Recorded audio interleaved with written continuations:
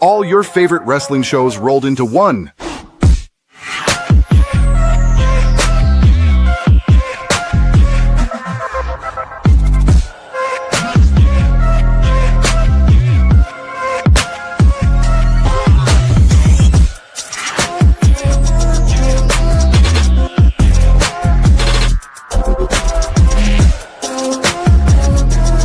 Welcome to the We Book It podcast. Let's start the show.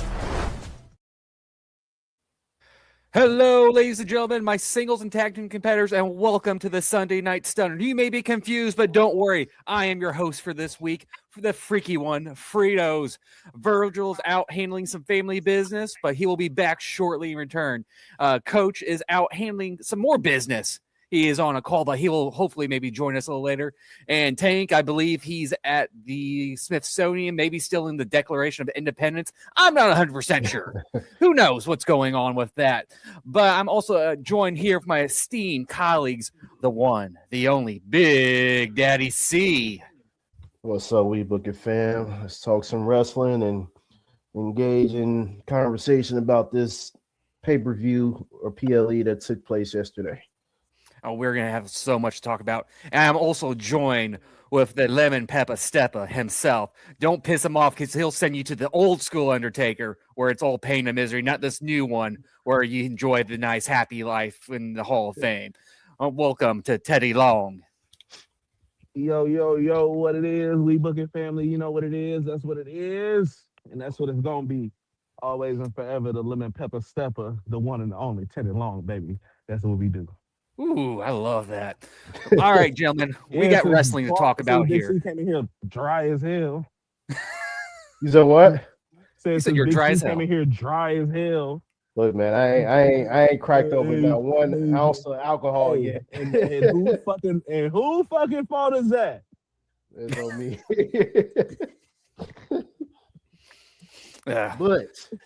But we have wrestling here to talk about here, gentlemen, other than now he cracks one open. Nice. What are you drinking? A natty? Yep. Can't go wrong with natty light, man. Never. Need some more natural light in that room, by the way.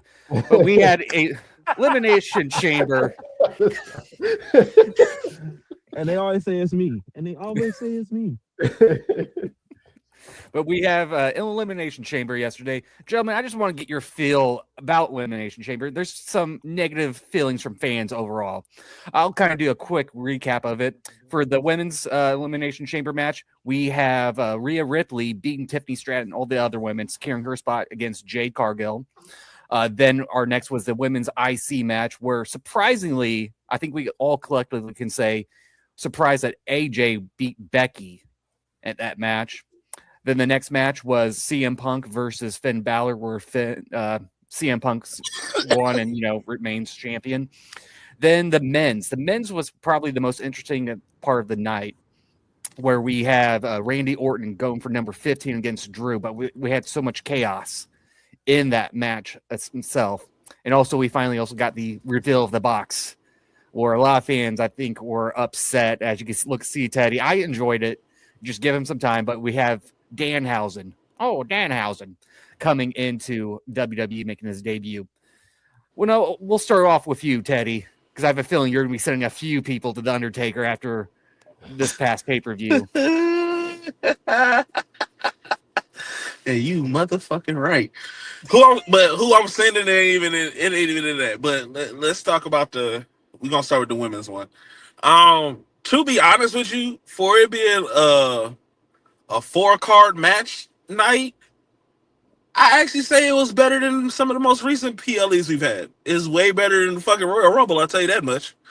Definitely better than WrestlePalooza.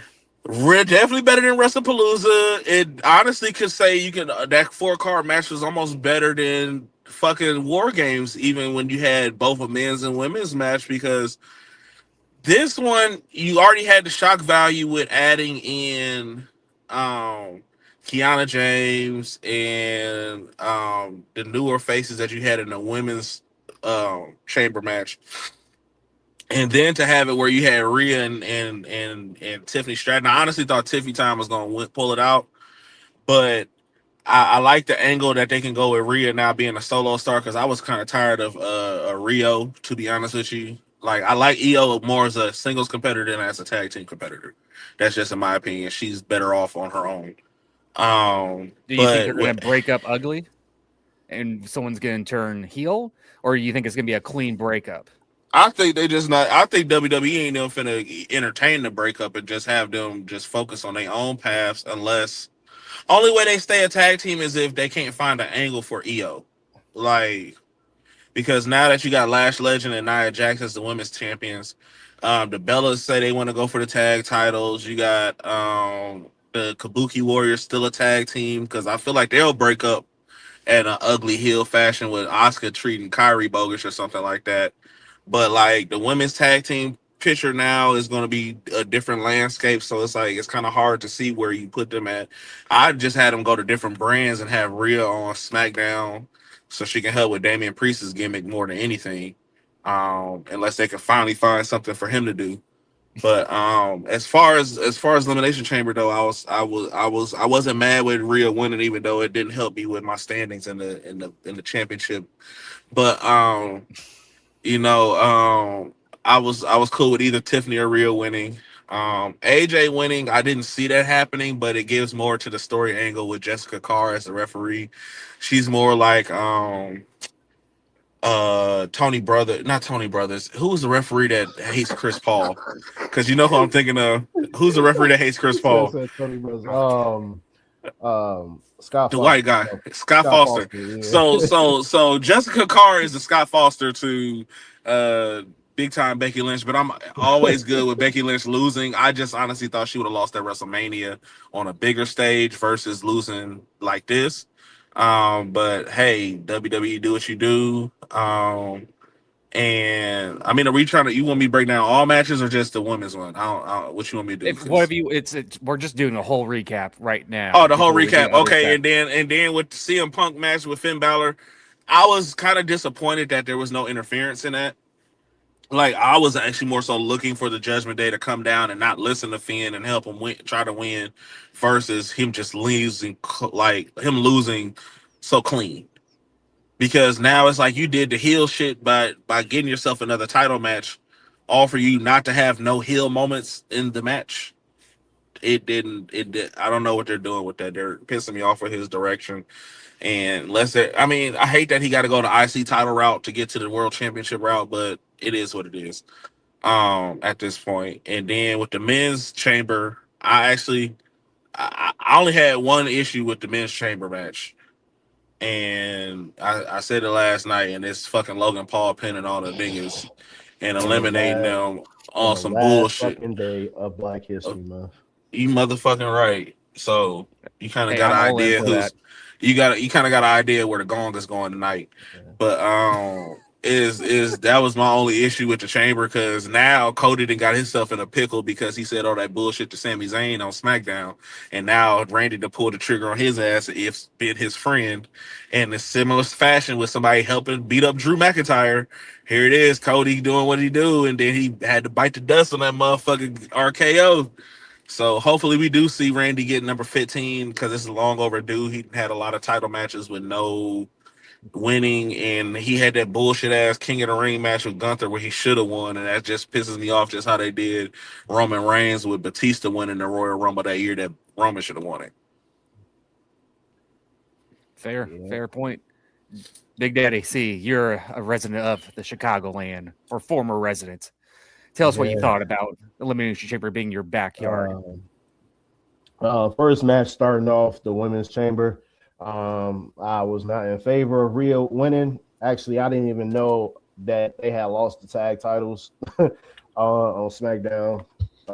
You would have known if you watched the Friday night SmackDown. I did watch it. Hoedown. I did watch. I was watching it, and then I got distracted, and I missed out on you talking about the match. I'm sorry. He ain't real. He ain't real. Wow. I see where your support is. See, ouch. I fuck with you, Fritos. Thank you, Teddy. I had Tiffany winning. I figured they was gonna run it back. You know, her and Jade, even though Jade beat the hell out of her the last time around. Whooped her motherfucking ass. Yeah. So, and I just thought that they were going to keep Rhea away from the, like main title scene for a hot minute. But it is what it is. I think if Bianca had came back a lot sooner, or if she had been back, period, that would have been her spot. But it is what it is. And so we got two powerhouses going against each other. I think it sells itself. So I wouldn't be. I think the match would be a banger for sure. I know a lot of people aren't really sold on Jade as a wrestler in general. It is what it is. Her She AEW, better than fucking Becky Lynch ass. Yeah, God damn. her people forgetting her AEW run. Like she was out here fucking motherfuckers up, bro. And here's the thing, she did less. And here's the crazy thing: when she was TBS champion, her title defenses were 5 minutes or less. Yeah, but she's out here. She had a lot of title defenses, nonetheless. So yeah, because they needed to do something. Shit. Yeah, they was fucking. They had to deal with Bianca as a champion at the time. AEW had to do something. Yeah. So, then second match, Becky and AJ. I was shocked that AJ won. I honestly thought that Becky was going to retain. Well, I picked AJ to win, but I figured they were going to, pull the wool over her heads and have Becky win, on some cheating shit. But like Teddy Long say, Jessica Carr is a Scott Foster to Becky. Becky Lynch is Chris Paul. And so, we got what we had. I didn't think it would be a tap out. I thought she probably hit her whatever finisher, that she had that wasn't the submission hold. I think her finisher. She don't have one. Well, it was Shining Wizard at best, right? I think that might have been her. That might have been it. But yeah. But she ain't never used it. it was always a submission. But no, so yeah, I was shocked that they had her win. I knew CM Punk was gonna win. And then fast forward to that match. I'm pissed that they did not have Demon Balor come back. I'm like, what are we doing? This would have been a perfect time to have Demon Balor come back. They've been teasing it too.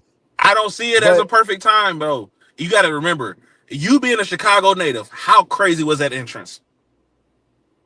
Are you talking about Punk? Oh yeah. So think about this. How can you have Demon Balor come out first and then Punk with that entrance? Yeah, you couldn't have either one of them follow each other. Yeah, you're right.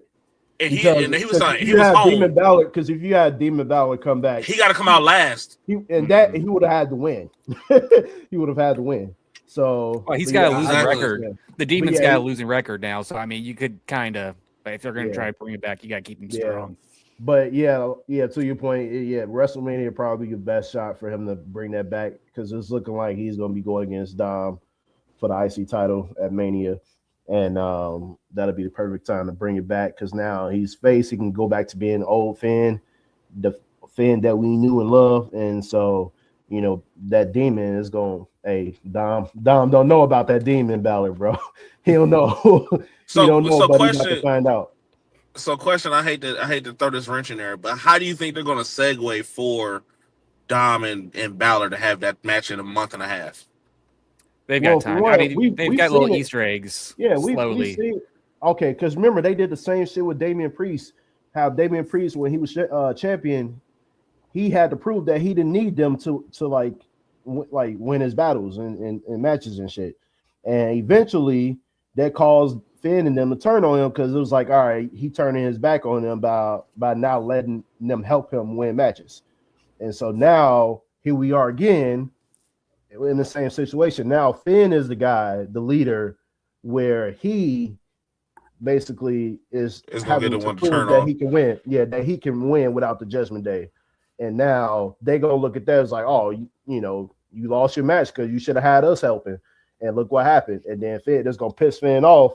And then that's how the shit gonna end. They gonna turn on Finn, or he gonna turn on them, and that's how we gonna, this was teased a long time ago, because when Dom won the IC title initially, Finn was not fucking happy at all.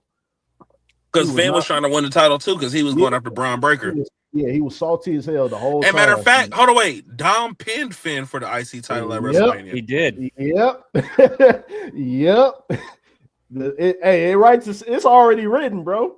All they got to do. You right. All they got to do is You execute. right. They got enough Properly. time. They got enough time, and then obviously the main event. A lot of shit happened. I didn't think the mask guy was going. I thought they had nipped that shit in the bud the moment they revealed the one dude who was part of Seth Rollins' wrestling Danny school. Furio. Yeah, I thought that shit was Don Furio. over with. But no, they kept it going, and I'm just gonna assume that they gonna have Seth and his crew, his new guys. Because these are the guys he trains, ain't it? Yeah. Yep. I guess he gonna have them be put on the map, and then I don't know if that means Braun is gonna come back. I don't know what, because you only got Theory and Logan Paul. So who's gonna be the third man? So Rumor is Karrion Kross might be getting a call back. Yeah, and I saw Fritos. You put something in the chat about Drew possibly joining, or I thought that originally just because this past Friday night, see Drew walk by and just smirk and look at Paul. I didn't know what the pivot was because he just smirked because it was right after the Jey Uso getting taken out. But obviously the what happened after that when Seth revealed himself, that which we all knew what time it was with that, and then Drew McIntyre, the door anytime the Elimination Chamber cage is still open, we know some shit about to happen. And the moment Cody pinned Logan Paul and that cage is still open, I was like, Drew McIntyre coming in. About to show up, bro. And right on cue, there he was, and they attacked Cody, and Orton came over there, gave him the RKO for his troubles, got him up out of there. Cody. Now I'm like, Cody, you know this man Orton. You cannot turn your back on the Viper. He witnessed it too personally Friday night against with all the guys that came up. You see Orton, man, hey, that RKO Friday, chef's kiss. And like when Cody had Drew in the crossroads, you see Orton like, yeah, go ahead, get this nigga up out of here, right? And Cody like, yeah. The moment he hit that shit, not even 2 seconds, Orton RKO Cody. Bam, get your ass up out of here too. You should know not to turn your back on me. And hey, Randy has had a career this shit. He gonna strike. He is literally the human form of a snake. Him and Stone Cold Steve Austin. They are known to anybody can get it. Rated for everybody. They can. Hey, and they the only two people that really gave their finishers the women the most. Yes, equal opportunity, equal fights, equal rights, baby. But Stone Cold was more vicious because the way he smacked Lita with that chair. Could you imagine if Shawn Michaels had that type of mentality? Ooh, super kicking women all over the like. Not just still hitting it. Hold on, wait. Still hitting it. Still do it. Yeah, I ain't talking about accident. I ain't talking about accident. I ain't talking for kicking Mae Young and all. And I ain't talking about that. I'm talking like we talking about elite talent. Like we're talking elite talent, young, like in their prime women, right? That can fight back. Well, technically, he didn't have that many women in their prime to super kick because when he left, that's when all the women started getting elevated.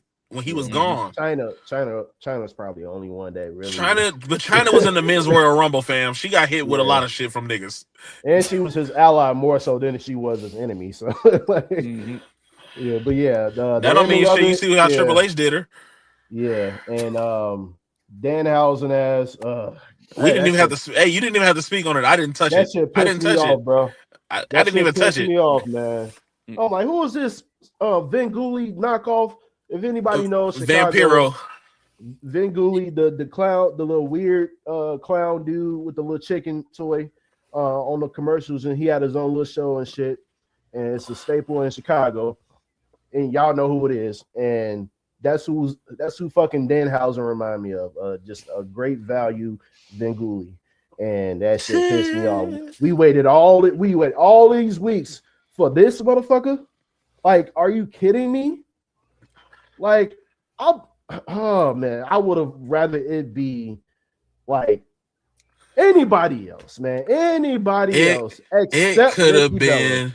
Except It could Nikki have Bella, but it been. wouldn't have made It sense could have for been me. Rusev Day, and I Bruh, would have been okay. Anybody, bro. It could hell.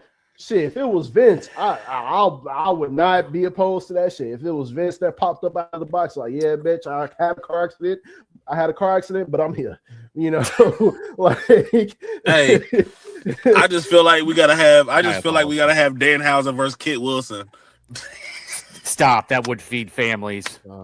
That would literally feed families. That Timu Adam Rose.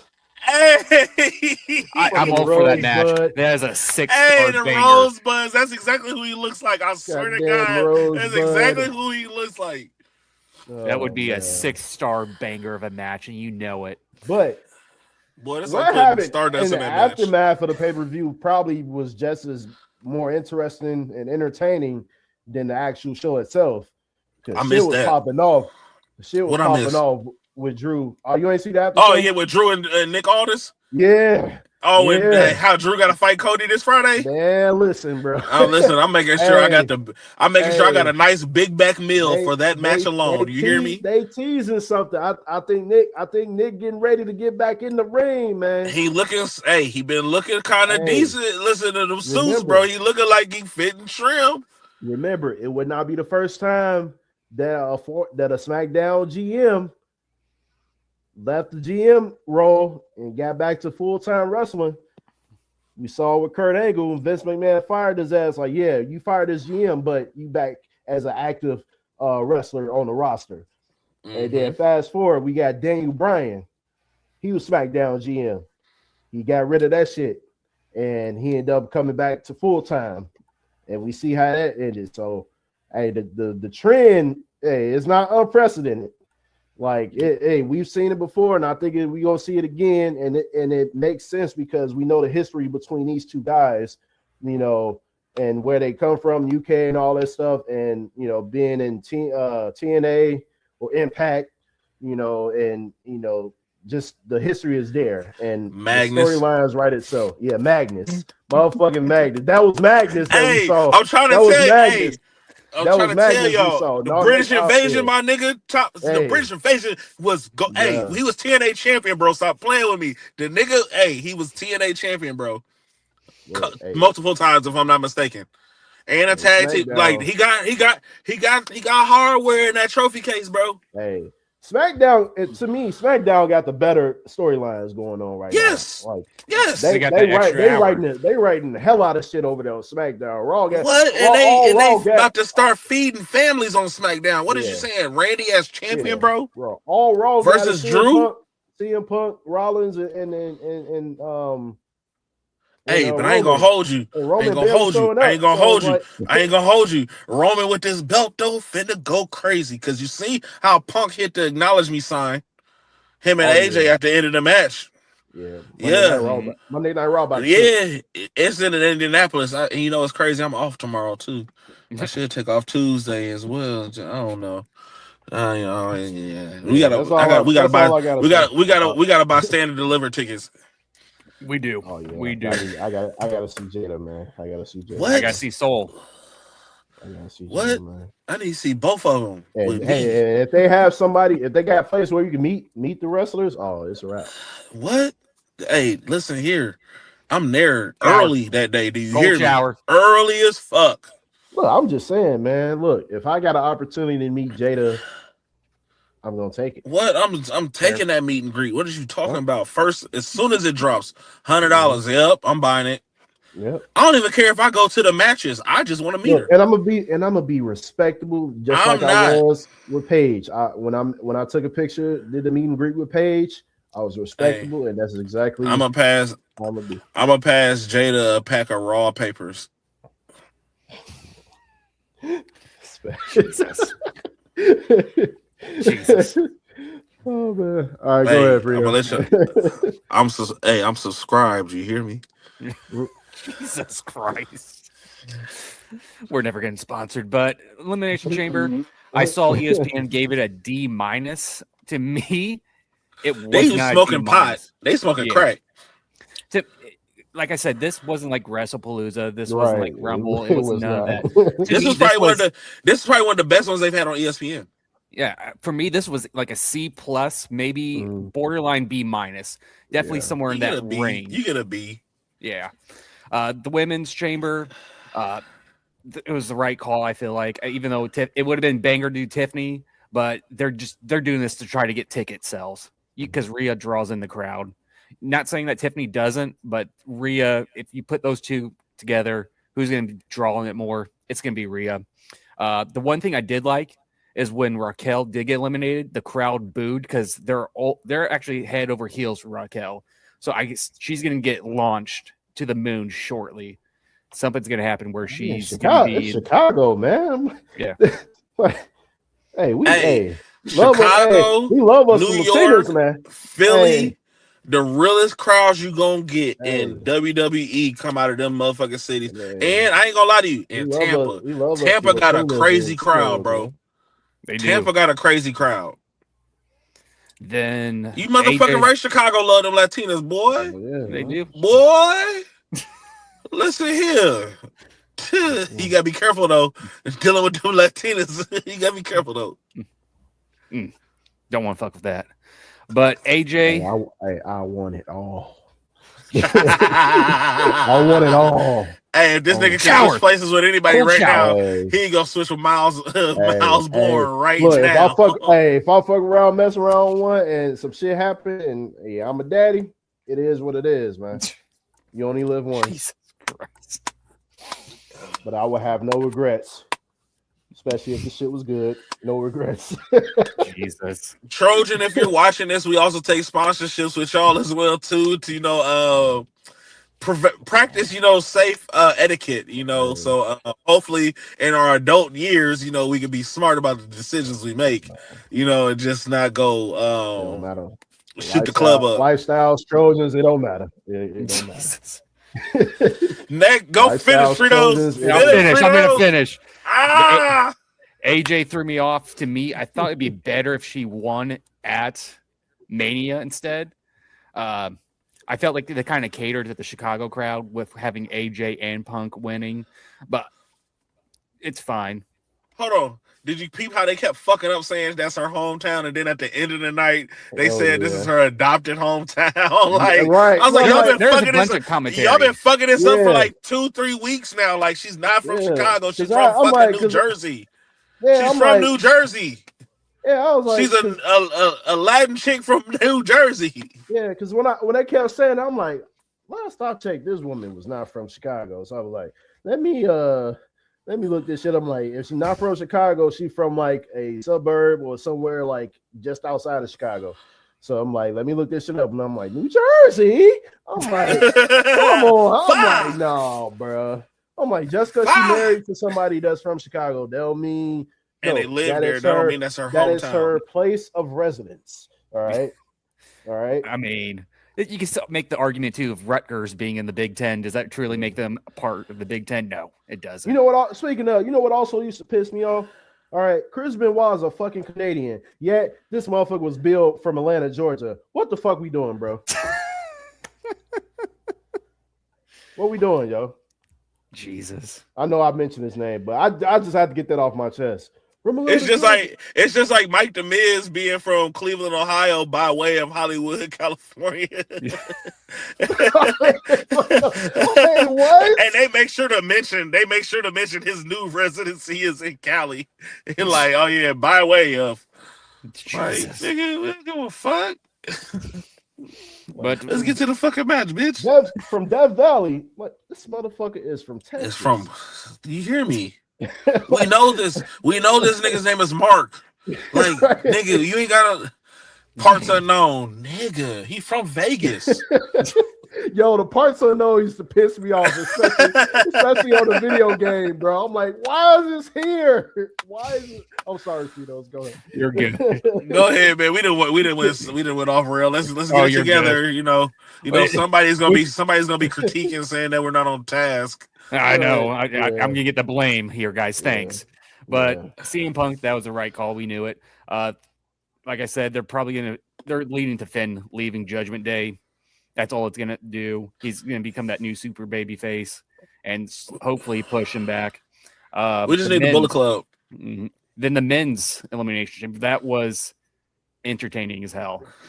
With the interference from Seth's return, what's that going to do with the story of the Vision and what's going on after that? Drew getting involved, Randy winning. I'm happy that Randy's winning. They said in the commercials how they always run it back again or along those lines. So it's another historical match since we had Cena beating Ric Flair's number.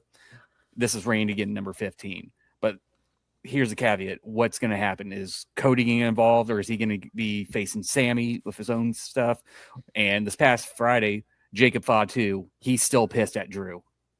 He is extremely livid. I can see him getting involved. If it's because they've talked about it, having a multi-man championship match. So is this going to be a fatal four-way? A fatal four-way would be crazy. Or a fatal Also, five-way?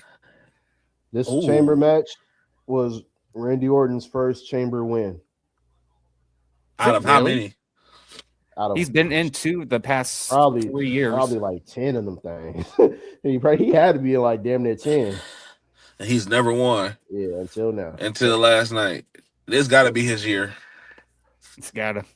Because he's been doing too much promotional shit. It's either they're going to have him for this year win at Mania or next year win at Mania when it's in Riyadh. Because he was in Riyadh when they had John Cena's last match. Oh, he was. Remember, he was on promote. He was doing promotional. He was doing promo stuff. Yeah. Topic to talk about. So continue on with Elimination Chamber. We did get the reveal of the box, and it was Danhausen. Very evil, very nice. See, you already explained it, but he is a former AEW guy. WWE brought him on. I'm just going to say it right now. I'll take my bit off. I'm doing it now. He's a big merch pusher. He sells the living shit out of merch. That's why AEW held on to him as long as they can, because he does push merch. So he's not going to be in a bunch of matches.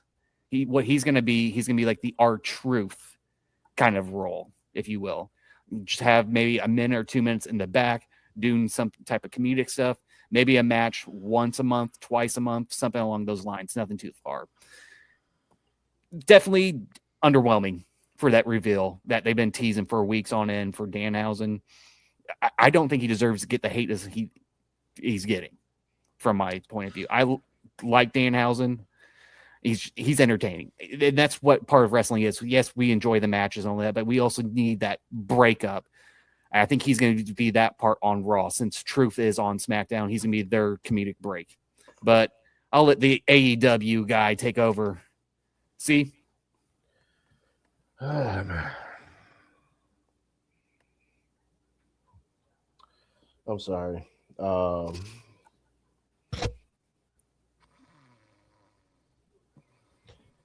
Yeah, I got distracted. I'm sorry, Fritos. I was looking up some facts in regards to Elimination Chamber. But yeah, so could you kindly repeat just cliff notes of what you were talking about? Man, they could have had his ass debut tomorrow on Raw. They could have held that shit. You didn't even hit. Oh, that was, okay, never mind. Yeah, yeah. Fuck that guy. But fans have been negative that's about probably it why. overall. That's probably why I was not. Yeah. That they did not have to say that shit for Elimination Chamber. Like, and then they tried to say, the crowd wasn't booing him. They were booing because the light had been turned off. No, they were booing the fuck out of him because we're like, most people in the arena didn't even know who the fuck he was. And then you had commentary. Commentary definitely didn't help the situation because they did not sound excited at all. Okay, like, what the hell is this? What the hell is this? Yeah, Teddy, your thoughts? This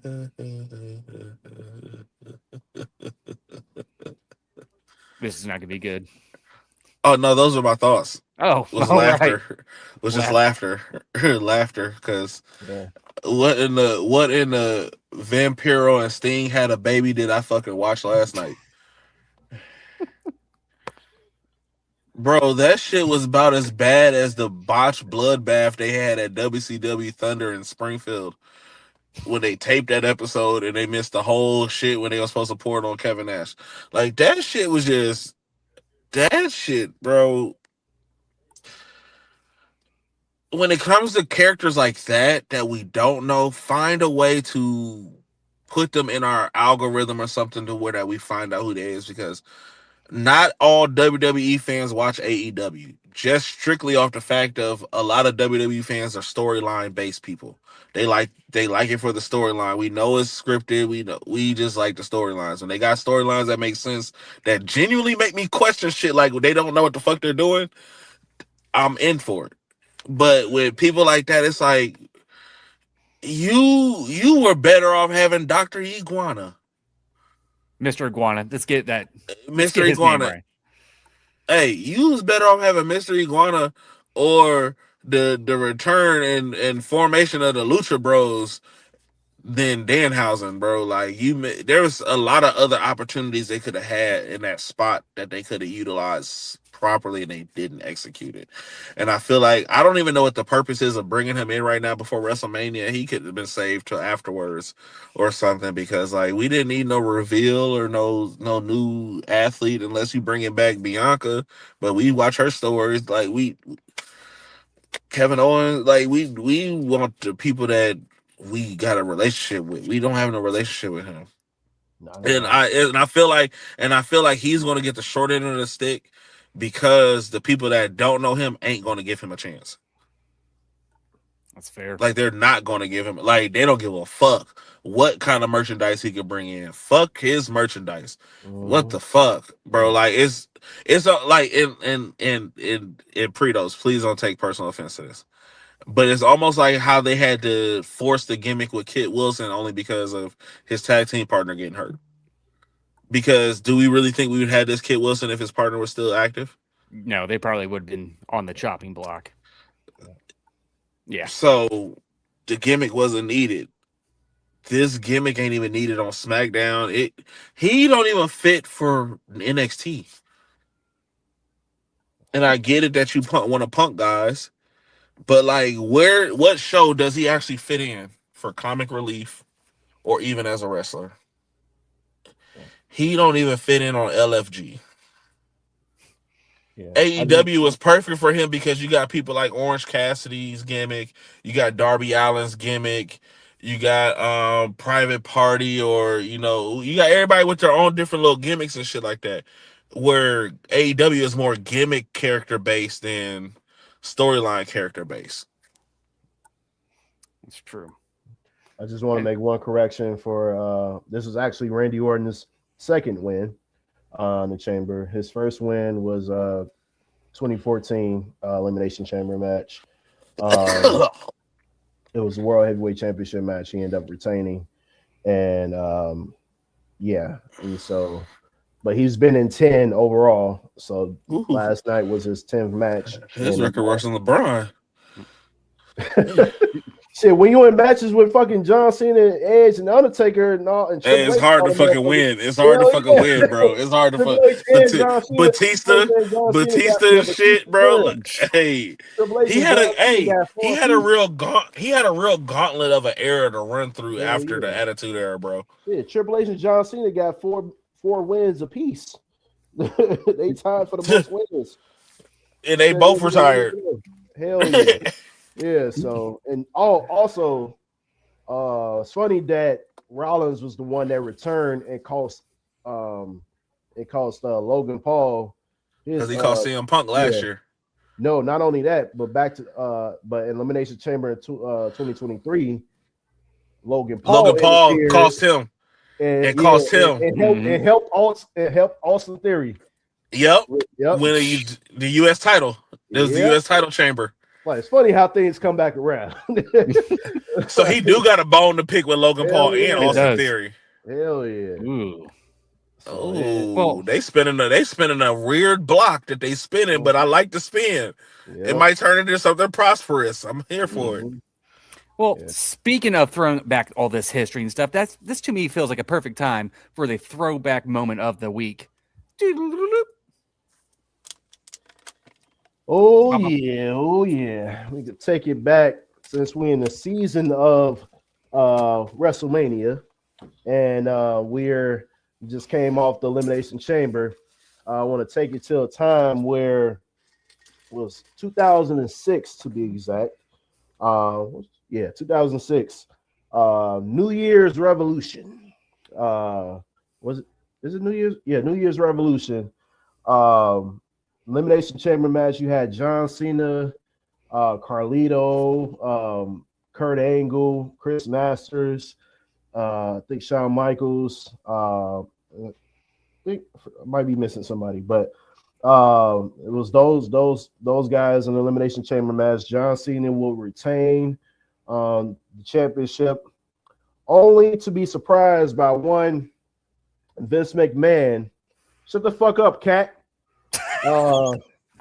Only to be surprised by Vince McMahon to announce that Edge will be cashing in his Money in the Bank briefcase, the very first winner of the Money in the Bank briefcase, which he won at WrestleMania 21, and he would cash in on John Cena.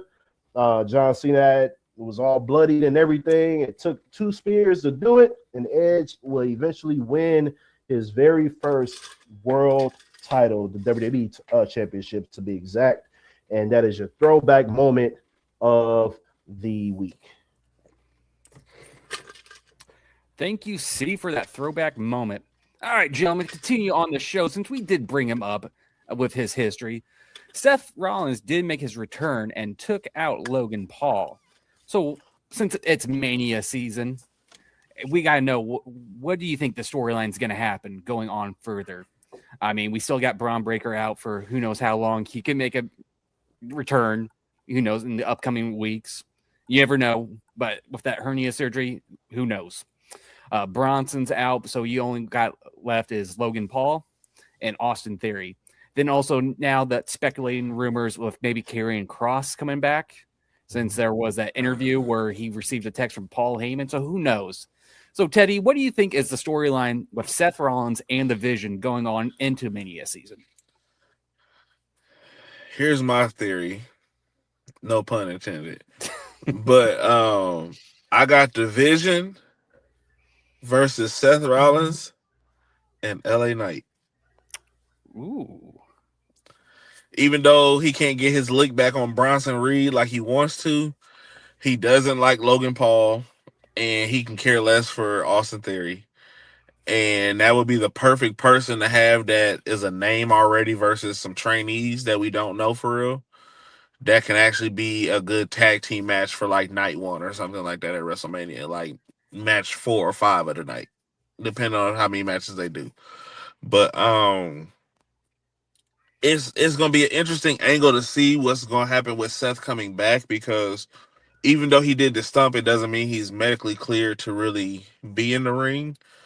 So this might be promo Seth for like the next 4 weeks, just building something.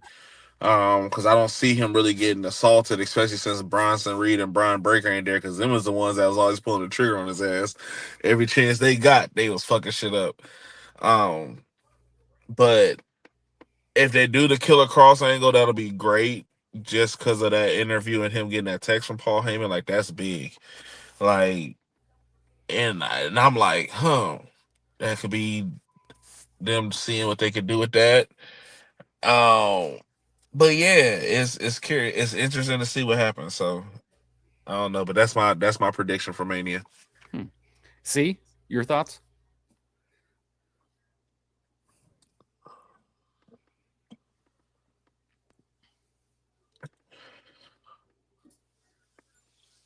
You're on mute, C. Hang on. I got you. You're still on mute. Didn't do it from my end, my bad. But yeah, I think either a handicap match like you predicted, or somehow, some way, I think Braun gets like a miraculous ass recovery, which wouldn't surprise me because we in today's day and age, a lot of wrestlers come back from injuries a lot sooner than we would expect them to. Science and technology and all that shit has been well evolved and well His advanced. daddy and uncle ain't going for that shit. Man, This fuck them them old Steiners ass ain't going niggas, for man. that shit. Like, nobody care. Like, No, fuck them old ass. What they gonna do? no wait, but they What they gonna understand. They do? understand the process of healing properly because Scott Steiner had plenty of injuries where he didn't heal properly, and that's what made his shit even worse when he was in the That ring, nigga and that was was especially right. during He that was time. on roids. I know. But still, Hey, you gotta properly go. heal. Hey, down, gang. I don't know who the fuck you raising your voice at tonight. Cause you get on bullshit. You better watch Cause out. hear me out. It's just the family watching out for the family shit. They gonna make sure he good before he come back. Yeah, Motherfucker. but no, like I honestly think that the man's was on Roy, so I like Scott Steiner. Like I ain't trying to hit him. Big bad booty daddy. Nah, man. And nah, his Where all pop, my freaks at? his pops, yeah. If it's his pops, said I'll I if you get hear it. me. But no, like I honestly feel like that, like the way science and technology is, like he'll be. I think he could be back a lot sooner than we would expect him to. I know it's different because we talking about the neck injuries and all that shit, so it's a lot more complex. So that will be the only reason where most people wouldn't expect them to be back. But you never know, so shit. We never thought Edge and Daniel Bryan as would come back. Granted, they were gone for years, before eventually coming back to wrestling full time or part time. But I think with Braun being a lot younger than those guys, and him being like a freak of nature, I think he'd be the one guy that could, do it. And so, but yeah, we just have to see. We'll have to see, but I ain't trying to hear shit from goddamn Scott Steiner, man. Fuck him. Fuck him. I don't care what he got to say. I'm like, man, get your ass on, man. You had your time, bro. You had your time. Like, nah, you did something along the way, I don't think it was time, not having enough time to heal properly, but you did something, during that time that where you fucked up, along with being on roids. I don't think Braun on roids though. That's all natural. Yeah, he just That's one just of them, chicken and rice and a bunch of He's push-ups. just one of them dudes, man. That's all it is. Some Brock Lesnar shit. Lesnar also got caught with that shit too in the UFC. Oh wait, he got caught. He got caught with the roids in UFC. Yeah, it's like one of his last fights. Oh, I think I heard. You Or talking about when he something. came back and fought One that one Yeah. Samoan dude or whatever his name was? Mhm. Okay. Yeah, I forgot about that. Yeah, for me with the vision, I do like the idea that Teddy brought. He might not be cleared yet. Maybe he's 90% healed. Just let him run promos, let him do these sneak attacks and run off in the crowd. Continue that going into Mania. I also like the idea of that tag team match too with LA Knight, since he does have beef. But at the same time, Knight's also got beef with Seth. So it's going what to... about- Does he really have beef with Seth? But what about the when he Brock was part of the Lesnar vision? It was a part- challenge shit? It was a part of the plan. Because a lot of people thinking that LA Knight might be the one to challenge Brock Lesnar. And that's what I'm afraid of. I don't want that unless that's going to... Yeah. Boy, That's should gonna boy, push Knight. boy, It should be WWE, Yeah. boy, Over should be the one WWE challenging. would be smoking the crackiest crack from the 1980s that Pookie was on that had him fiending if they don't motherfucking book Obafemi in that goddamn spot, bro. Ain't no fucking way you can't do that. If one thing I know, two things for sure, if they don't know what the fucking fans want, they know that's one match these motherfuckers want. Mhm. Outside of Roman and CM Punk, or outside of like LA Knight actually getting a title shot, Yeah. we want to see Oba and Brock. Y'all teased us at Royal Rumble. Give us that shit. Give us that shit. And hold on, wait, how Booker be saying it? Just meat on me. Oh yeah. Oh man. But I like the idea of the handicap only because when's the last time we've seen a handicap match like that with just not a giant guy against two smaller guys, but just this type of talent. And then you could do, if Seth wins, then if he is clear, have Braun return, and you can still continue that feud with that vision going on into Backlash after WrestleMania. Since we can say that since Virgil's here. But gentlemen, do you hear something? Oh, it sounds like it's time for a one-on-one with The Undertaker. Girl, if you don't shut the fuck up. It sounds like that cat's going one-on-one with The Undertaker. Goddamn, Big C. Damn, me on the shit. I can't talk worth a damn without her. If you Shut don't mute up. your goddamn self, it's why you over there Sorry, yelling my at bad, that my pussy. My bad. My bad. My God, he just My took bad. over the shit. He just took over the whole segment with the cat. My I bad. guess Big C Cat going one-on-one with the Undertaker if he could. Yeah. Golly.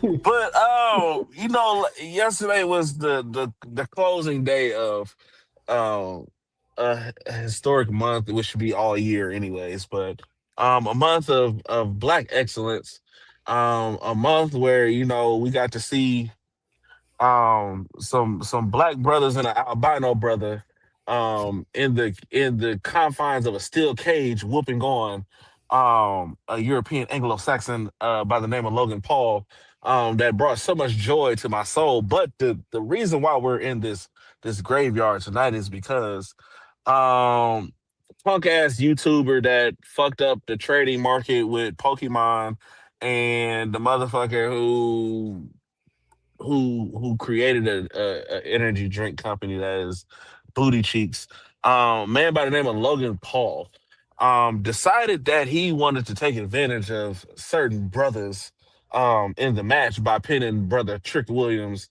and who was it? Was it brother Javon? He pinned brother Javon and brother Trick. And that didn't sit well with me, and by that I said it well with me, both Logan Paul and Paul Triple H Levesque could take their ass to the graveyard and go one-on-one with the Undertaker, because how dare you?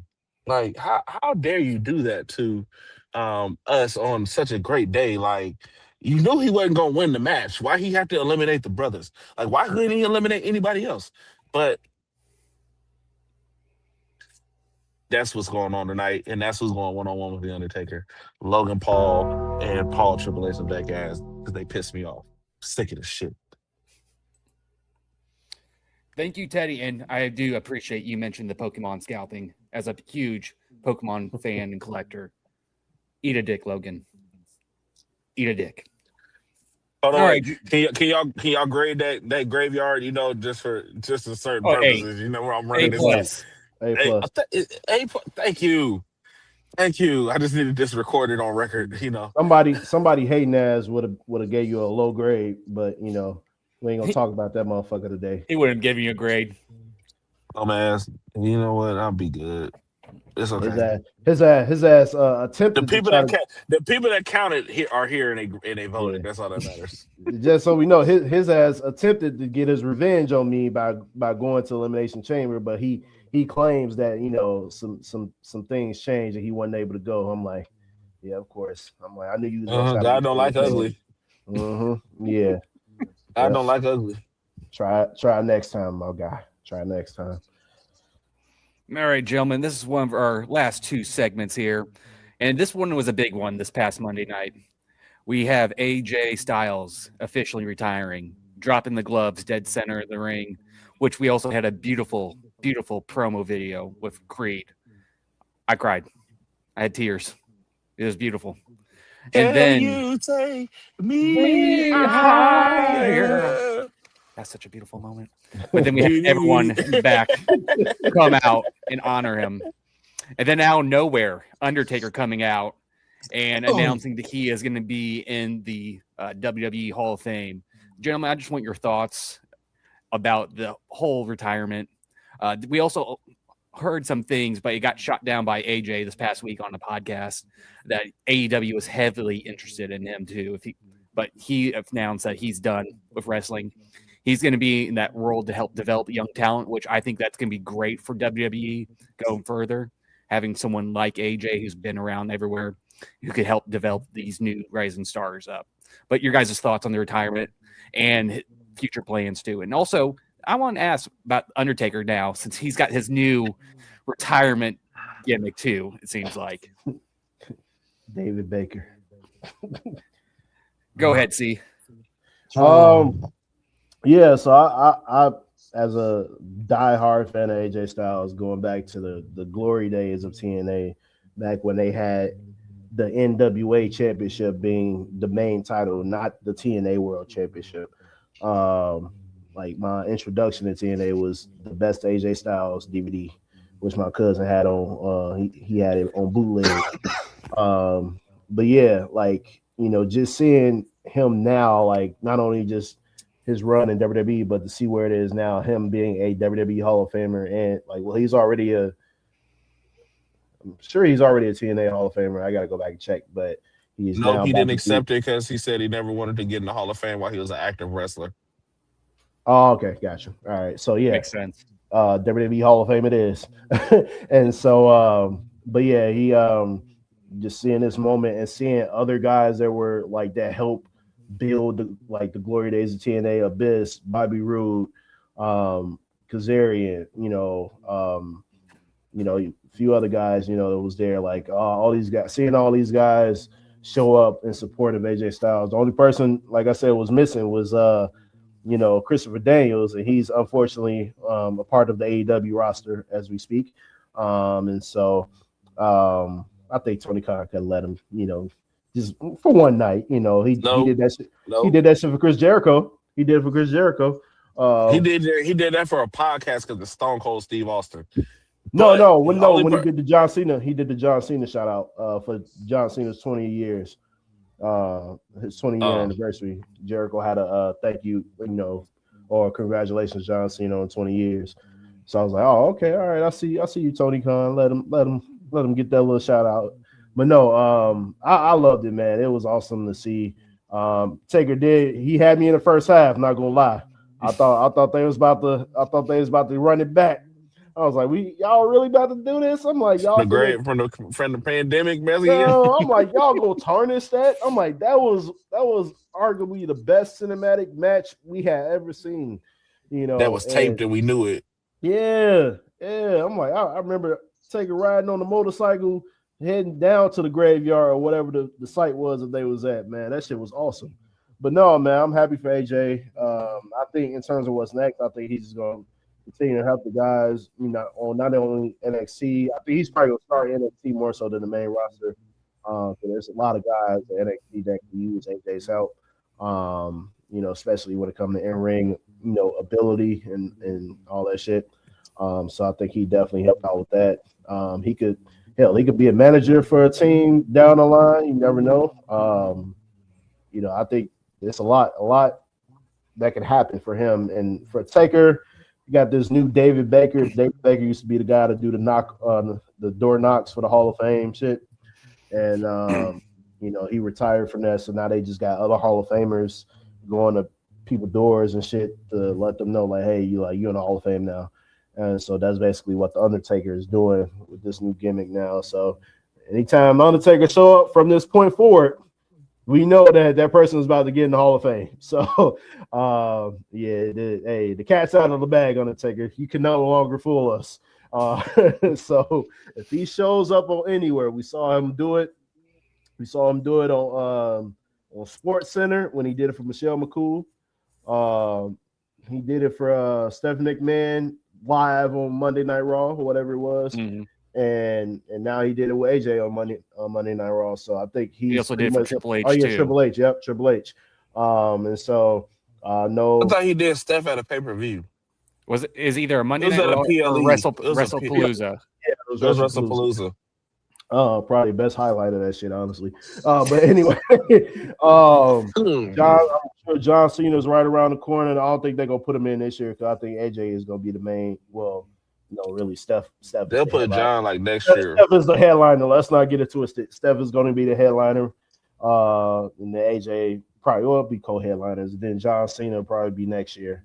But yeah, those are my thoughts on it. But it's just all good to see, nonetheless.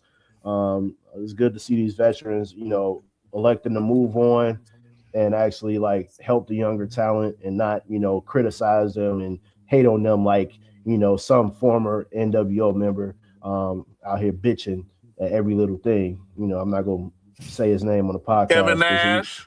That fucker. But yeah, that's all I gotta say, Fritos. Treat Teddy? that motherfucker like Voldemort. He who should not be named. But honestly, man, hey, AJ, man, listen. I was introduced to TNA like when Big C said with the 10 pounds of gold as the championship NWA title, but it was when Jeff Jarrett was champion.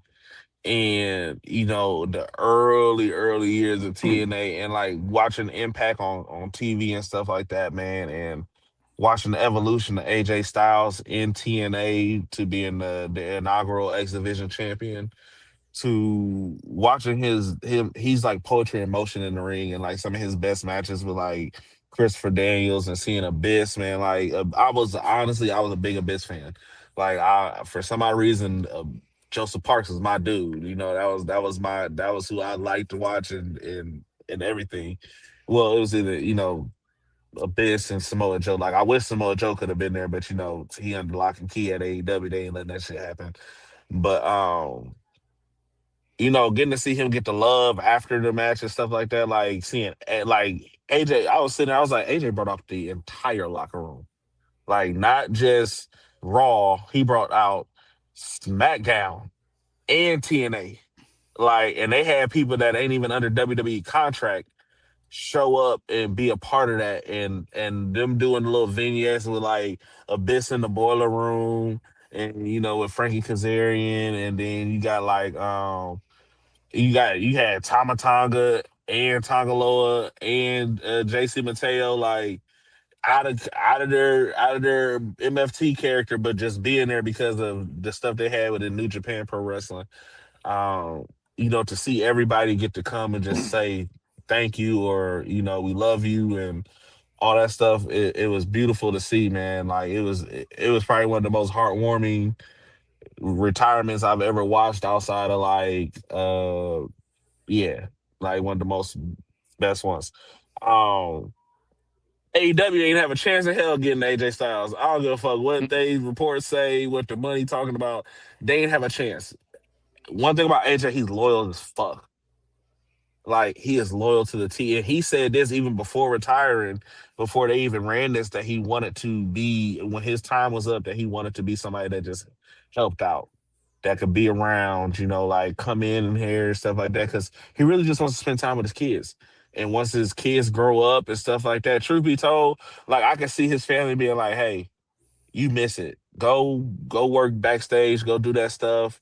Work the road a little bit here and there. Make sure you can come and do these events and stuff like that. I'm pretty sure to make sure that AJ can do what he needs to do as far as just being a dad. And I'm pretty sure they're gonna make sure that they honor that. Like that's the one thing they're gonna do is honor that with him. And I see him being around and fuck around and become a writer or just pure developmental person. Maybe take over NXT for Sean. You never know. So I wouldn't be opposed to that, but no, it was just a beautiful moment from the higher Creed video, getting everyone to come and honor AJ and just having his family be there. It was just a beautiful moment. Nothing much to say. I was introduced to AJ and TNA back in the six-sided ring. Then I fell away from wrestling, came back about the same time he made his WWE debut at Rumble is when I got back into wrestling. So it was just a great moment. And also I do love now how as soon as we hear Taker's music, it's no longer fear, it's happiness now. So I'm happy for all this. It's a bright change, and I do see eventually AJ maybe taking over NXT when he gets that bug, that feeling he wants to get back in. He's definitely going to help out WWE talent. It's definitely going to help them immensely. And who knows, maybe Sean does go up to the main roster because they've always talked about that. Him taking over NXT, that wouldn't be a bad thing either. But we're about to wrap up this thing, but we have one more thing, our favorite segment of the night. Fritos, favorite five. Sponsored by no one because I'm doing it because C's mic is muted again. Fritos favorite five. I keep forgetting because I'm multitasking. I'm sorry. Hey, Fritos, Frito. favorite five, sponsored by nobody. Yet. What up, Teddy? Hang on, let me hit my music since I gotta do it now. This producing thing sucks and hosting. Blame You might Virgil. as well just go into it. Blame Virgil. You might as well just run it. You might as well just go into it. At number 5, I've got Rhea Ripley securing her spot in Elimination Chamber to face Jade Cargill. At number 4, I've got Zarya from NXT turning heel on Sol Ruka, setting up a match between these two that is going to be feeding families for eons. Then at number 3, I've got Lash Legend winning her first WWE title match. Even though it's a tag team with Nia, I know how C feels about Nia Jax, but the fact that they're strapping a title on a star. He still hit. Yeah, he would. A star that is rising and giving her flowers. I respect it. Number 2, I've got Randy Orton winning Elimination Chamber, going for number 15 at WrestleMania. Then number 1, we all knew who it was going to be. It was AJ Styles. And that has been a Fritos Fave 5. Yeah. Yeah. Yeah. All right, gentlemen. Let's hear those grades. Virgil gonna be pissed I did that so easily. I know. He gonna be pissed. I find nothing wrong with the list. A+. Woo! I can't find the video, but we're going to say, yeah, good job, Fritos. What up, Teddy? I give you A. I give you A+ too. Suck it. Virgil probably give me an F just for the hell of it. Yeah. But that has Well, been our guess show. what? He ain't here. I know. He's a hater. And that has been our show, ladies and gentlemen. Remember to like, share, and subscribe to the channel. Also, leave a review. We are now putting back our content on Spotify and Apple, so keep an eye on that. We've got more content. We've got Monday Night Raw Dog with Coach and Big Daddy C. We got Who's Next on NXT with Virgil. We got our AEW recap with Big Daddy C on Saturdays. And you got my show, the Friday Night Lowdown, Throwdown, Hoedown, Swinger in Town, or whatever Virgil adds to it on every Friday night. Then, of course, our Sunday pod. But remember, this has been Fritos, Big Daddy C, and Teddy, and the rest of the We Book Boys. Keep those book and pencil sharp and keep on booking. Peace.